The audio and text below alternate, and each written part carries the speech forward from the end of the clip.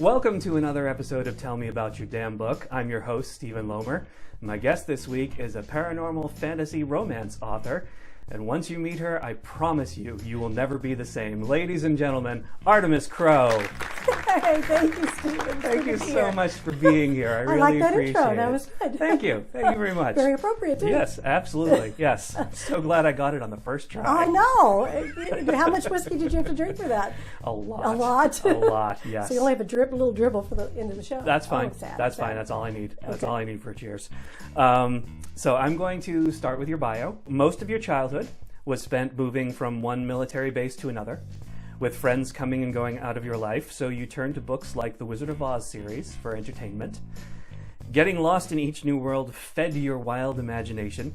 That, paired with your adult philosophy that anything is possible, primed you to be drawn to the worlds of fantasy and the paranormal.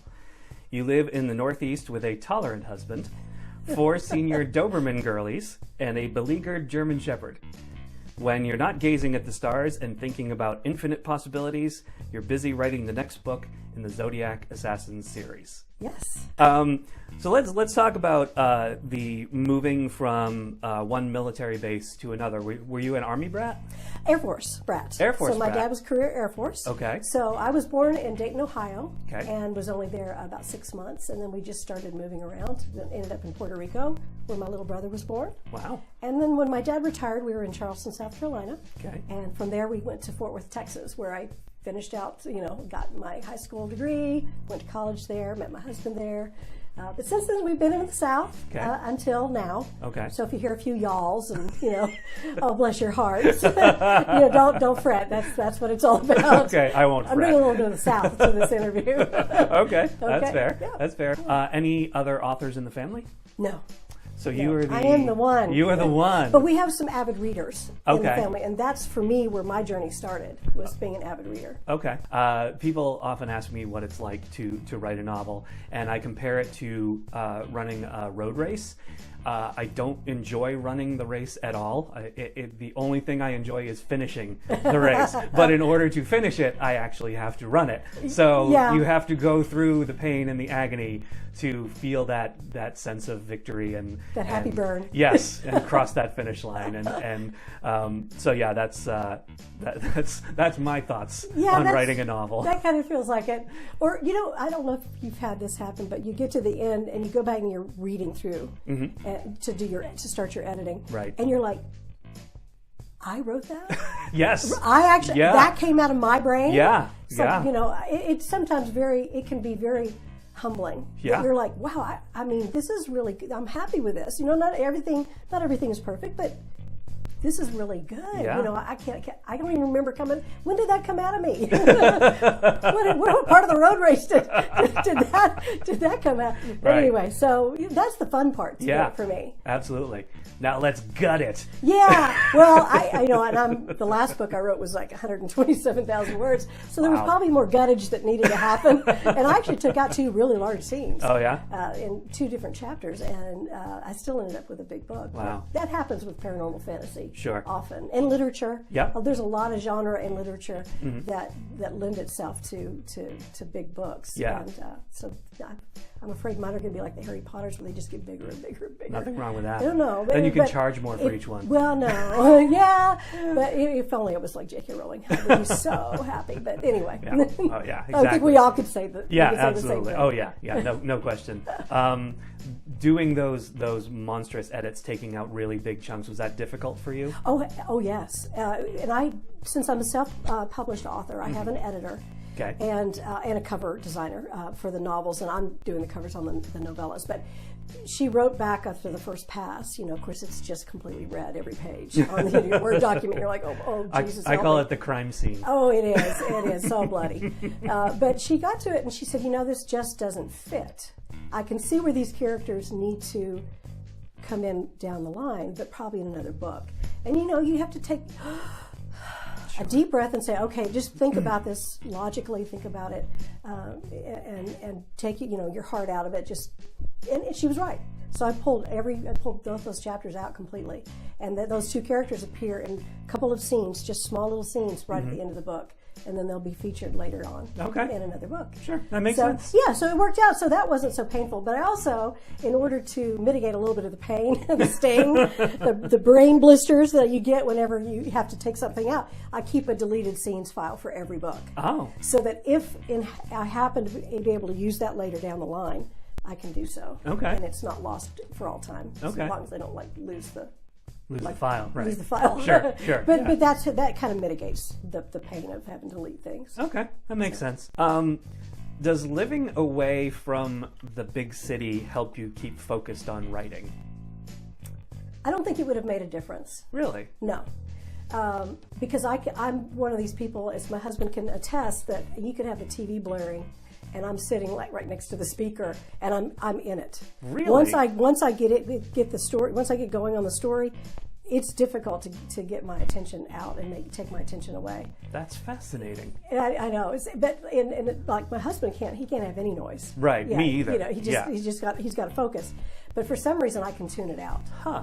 And so it wouldn't have mattered if it was horns blaring and lots of traffic. I could have been in New York City. It wouldn't have made a difference. Wow. But I do have to say, I love where we live because we're in a smaller town and we have a really large lot, 2.3 acres. Nice. So with the big dogs, yeah, they have an acre fenced in to run on. So that is great for me because when I am like getting brain blisters, you know, because I'm like, oh, I can't think anymore. Right. I can get up and take the dogs out and go enjoy nature. Nice. The sunshine and throw the Frisbee for Ryder or German Shepherd. Right. So, yeah, I don't think it would have mattered. It could have been anywhere. Okay. All right, cool. So you're an indie pub. Yes. Did you choose that path or did that path choose you? A little more so I chose it, but I did query a couple of agents. Okay. Some high name, like one of the agent, Pam Ahern, I think is her name.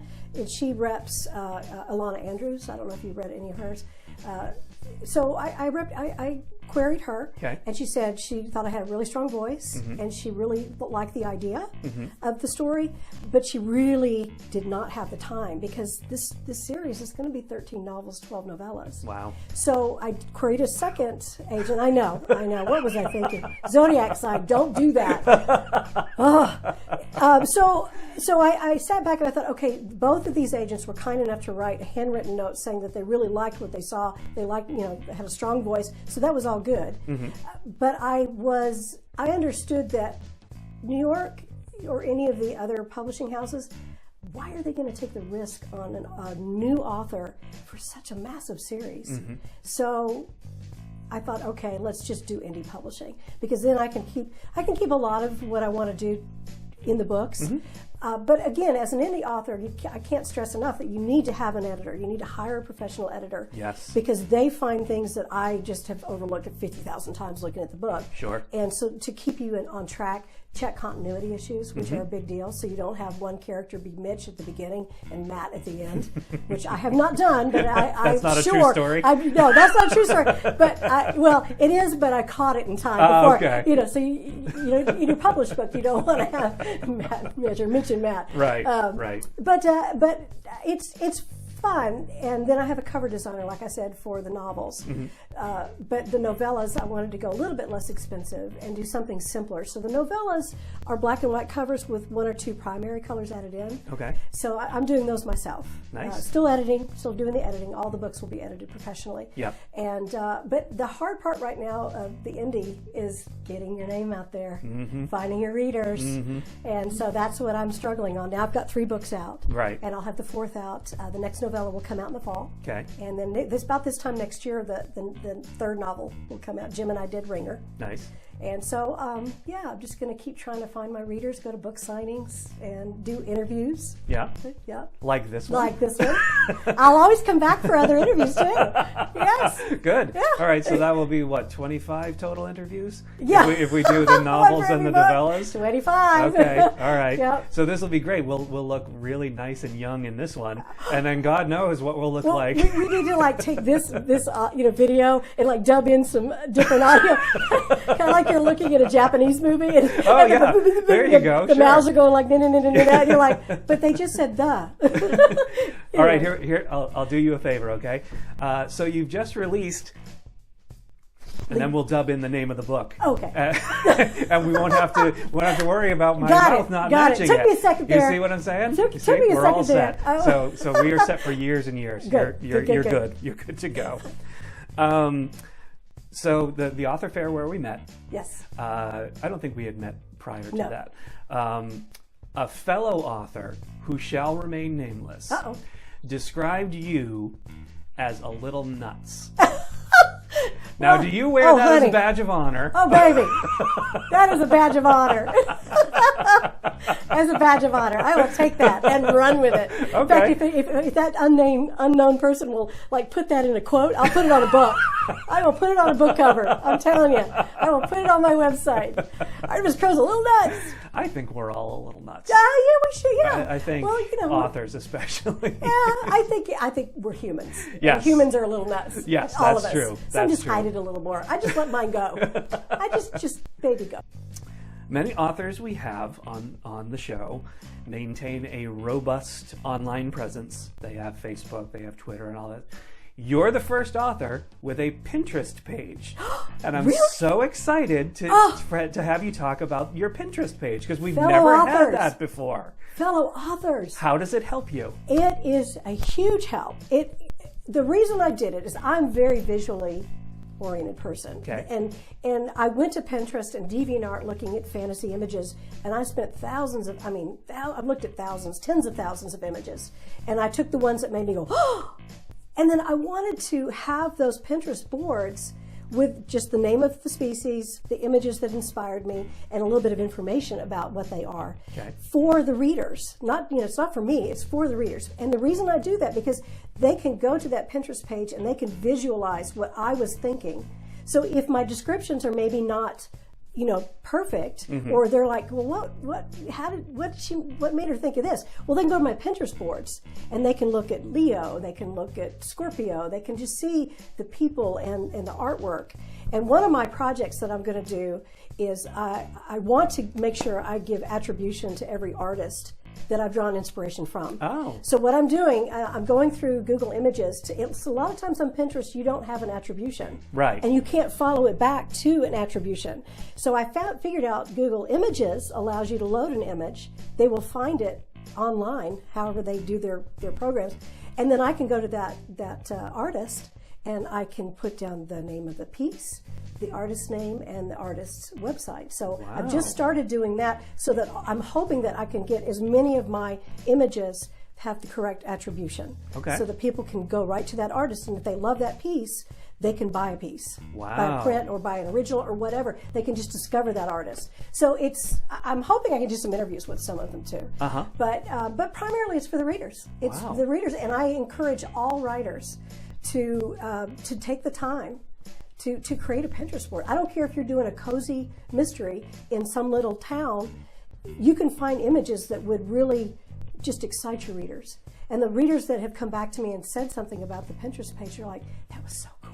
Because I really got to see, and everything I thought this person looked like was exactly what you have, or on your Pinterest boards. So it's fun. It's a good talking point. It's a place to start. Sure. And for those writers who are not sure how to maybe bring a reader in based just on the blurb or reviews, that's another way to bring them in. Sure. Send them to your Pinterest page. Have some really cool, evocative images that are representative of your book, and get them excited about your book, and then maybe they'll go buy it. Wow. So that's marketing, that's baby. Great. That's great. That's tremendous. Like I said, we have not free. had someone. It's free. Yeah. It takes your time. It Yeah. takes a lot of time, but it's free. And you can, I don't care what kind of world you've developed, whether it's just, like I said, a small town or, full high fantasy.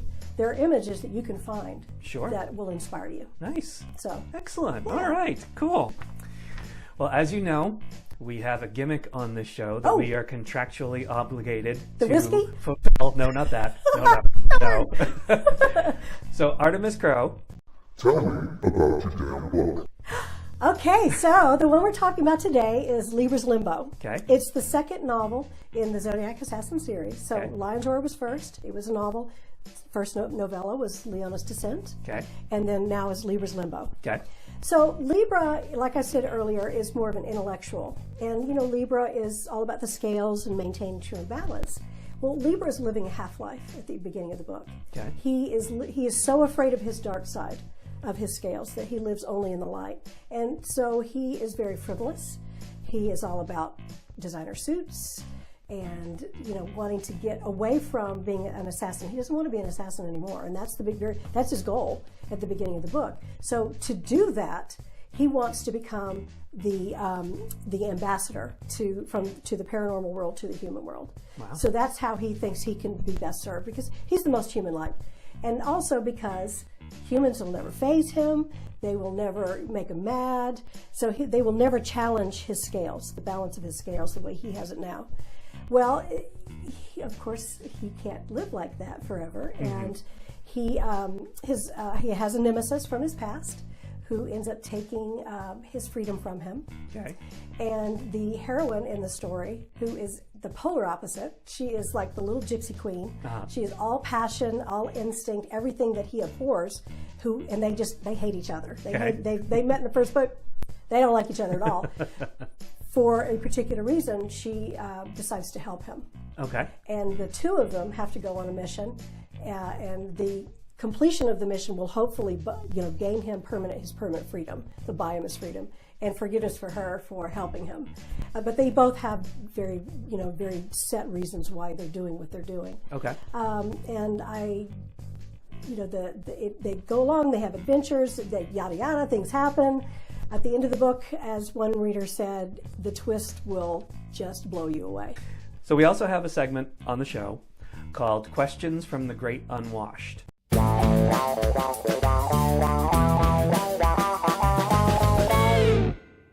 Oh, yay! And these are questions submitted via social media for you. Really? They run the gamut. You never know what you're going to get.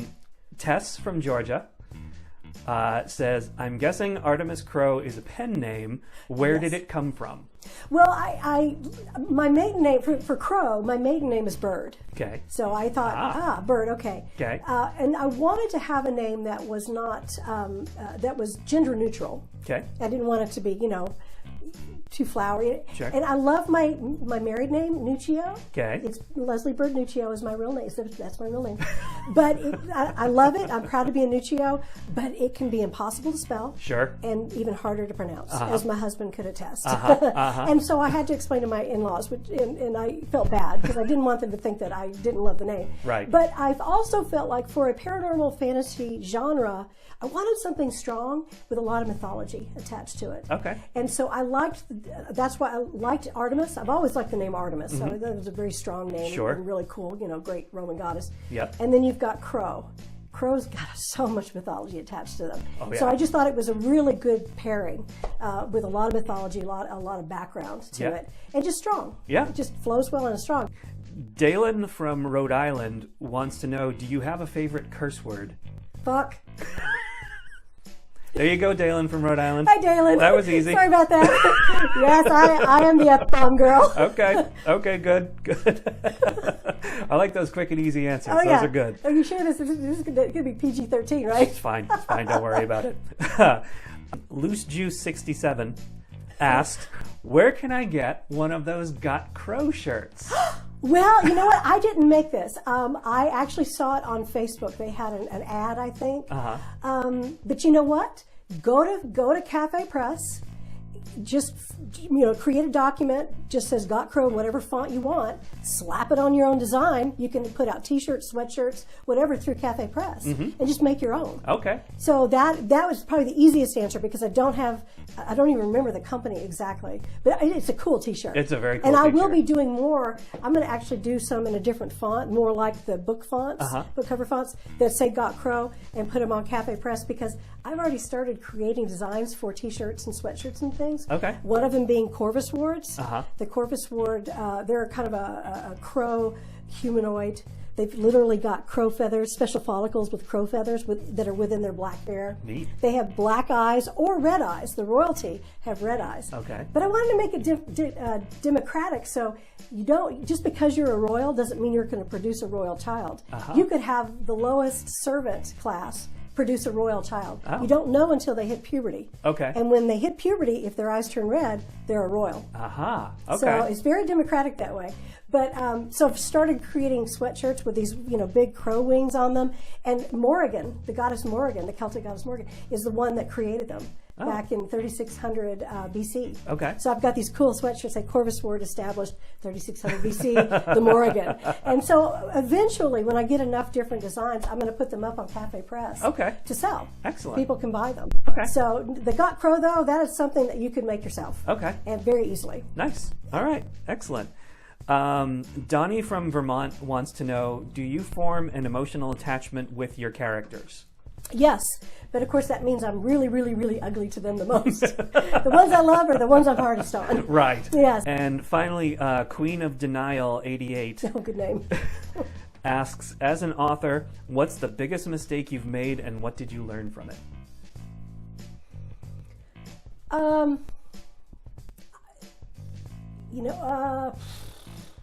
That's kind of a hard question, actually, because there's so many. No, just kidding. I think not pushing myself harder to find where I needed to go sooner, if somebody's starting out in indie publishing, the best thing they can do for themselves, even without a book out yet, is to be out there on social media making waves in any way they can. Work on your platform before, long before you put out that first book. And you don't have to be trying to sell yourself so much. It's just make connections. Just reach out to the readers and go, hey, here I am. Who are you? Tell me about yourself. Right. That is what marketing really is about, honestly. And you can start that even before you have your first book out. Right. And I encourage, that's something I wish I had done, and I would encourage anybody that is looking to start or maybe is just finishing their first book, if they haven't done social media for your author, done an author page, Facebook, Twitter, Pinterest, all these places that you can go, Tumblr, wherever. And set up yourself an account for you as an author account and start putting your name out there, because that will help you in the long run and get you readers to you and excited about what's coming faster. Sure. It's harder to catch up when Right. you've been writing. So that was probably the biggest mistake. And then I would say one other thing pertaining to book signings that I would really, and I've only been to a few. I haven't been to many. Okay. But I love what I'm doing, and it shows. Yes, it does. And I mean, I would tell people I need to buy a timer and take with me, because I swear to God, I could talk for an hour with each person that Right. comes to the table. Sure. And I don't want to do that to them, so I'm trying to keep it short, but I just get so excited because it's just so much fun. And there were two couples that came by the last book signing I was at, and they came by and they said, we just loved your enthusiasm. They said, we go to these things all the time, and people just sit behind their table and just don't smile. Yeah. They barely even engage or look at you when Yep. you go by. And they said, your enthusiasm, even if we weren't going to end up buying your book, your enthusiasm drew us in. And they may not be a reader that day, they may not buy, but they might buy later. Very true. And I gotta say, if you're not loving your book and what you're writing and putting out there enough to force yourself to be happy and enthusiastic about it, then why are you doing it? What's Very the good. point? Very good question. You know, Yes. or why are you going to book signings then? If it's if Right. it's such drudgery, Right. the people see it, and Yes. they may stop by and they may pick up some swag and say hi, or even ask a little bit about your book. But if you're not engaged, if you're not in their face, hey, how are you? I'm excited to be here. If you're not doing that, they're just going to go on. Sure. Why? And if you love what you're doing, and this pertains not just to writing, it's anything, any kind of creative act in your profession. If you're not loving what you're doing, it's going to show.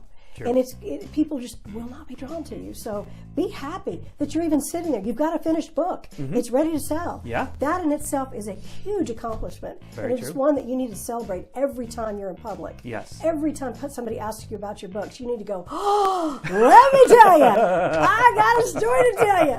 And so do it. Bring yourself. Even I don't care if you're the biggest introvert in the world. You can find that moment. You Yes. can fake it. Yes. For 4 hours Sure. or 2 hours or however long for an interview like this. Sure. Of course, I don't have to fake it, but No. and I'll give you lessons if you want lessons. We can talk. Come find me, artemiscrow@artemiscrow.com. It's my email. You're welcome to email me. But really, that pains me. It's very painful. Sure. To have. I hear people say that. I'm sorry. I just look at it. That's fine. But Because it doesn't have to be that way. Right. I want people to enjoy stories from everybody that's out there working their heart out to write the story and put it out to the public. I want the public to get it and read it and love it and reward that artist, but you've got to give to get. Yes. You've got to give of yourself Absolutely. to get back. Yes. So. Well said. Well spoken. Thank you. Yes, Thank you. absolutely. Final question. This is Okay. the last question that I ask every author who comes on the show. It's 100 years in the future. Okay. We're all dead and gone, hopefully. Yeah. Oh, I would really be ugly if I wasn't dead by 100 years. I would not be a happy camper. No, me neither. No. A young person goes into a library. Hopefully there are still libraries at that point in the future. Yes. Approaches the librarian and asks about Artemis Crow. What does the librarian say about you? She worked her butt off. Yeah. I'd say that she loved her character. She loved her world. She wanted to create a story that would pull people in and talk about themes like how to be truly balanced, if you're a Libra, how to control your own fate, having free will. I'm trying to give people things to think about. And these are not preachy books. These are action adventure, let's have fun, lots of things going on, blah, blah, blah. But I've had more than one person say, you gave me food for thought. Especially like the Libra book. I've had a few people tell me that, talking about being balanced and not, that we are not solely who our parents are. We can be our own people. So that's just something that I talked about. So I'm trying to bring things like that into the books, talking about these various themes. But I want people to just have fun. That's what I'm doing with these stories. It's not literature. I am not N.K. Jemisin, who is just a blow-me-away fantasy writer. She writes high fantasy. I don't know if you've read her or not. N.K. Jemisin, it's the Broken Earth trilogy. The 5th season is what I'm reading right now. It's the first book. It'll blow you away. It's a Hugo winner. So Wow. it's a big deal. I don't know that I will ever get to that level, but you know what? There's room for all of us. And so for me, it's about giving them entertainment. I want them to just go, oh, what a ride! That was fun. Where's the next book? And so that's what I'm trying to do is have a good time, interject a little bit of serious thought about different themes and how the people around us affect us and or they don't have to affect us if we don't want them to. Okay. So yeah, so that's kind of. But it's a fun ride. Okay. That's what I'd want the librarian to say ultimately. Okay. It's a fun ride. Because I was going to say, the librarian seems to know an awful lot about you. I'm telling you, but she's a fan. She's read them 100 times. Well, at that point, there are so many books to read. Oh, I know, 25. Obviously, I mean, she has read them all, yes. Nice. But I think ultimately for the people who might be interested in just a fun read, something that's fast-paced, there's not a lot of super deep reflection, just occasionally. It's peppered here and there. Okay. I want them to have a good time. Nice. Yes. Excellent. All right. Well, that's all the time we have for this episode of Tell Me About Your Damn Book. I would love to thank my guest, Artemis Crow. It was a wonderful time. We had a great session today. The book is Libra's Limbo, and it's available on Amazon. Amazon, Nook, you can get a Nook version or Kobo. Okay, there you go. Cheers.